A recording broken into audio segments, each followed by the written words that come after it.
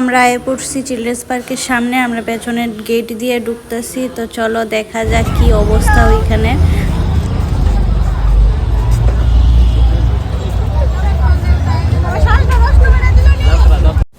আমরা এত সুন্দর করে সাইজে রেজে আইসি আর তারা রং দিয়ে আমরা বড়াই দিছে, মানে শ্বাস ডই নষ্ট করে দিল। ঢুকনের পরে সবাই রং টং খেলতাম, এটি একটা আলাদা ছিল।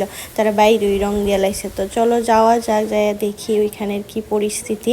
তো দাদা ভাইয়ের অবস্থা দেখো, এখানে যারে ভাইতেছে তারই রং দিতেছে। মানে ওই দেখো দুইটা মেয়েরও যায় সেটা রং দিব, চিনে না কিন্তু তারপরেও গেছে রং দিত।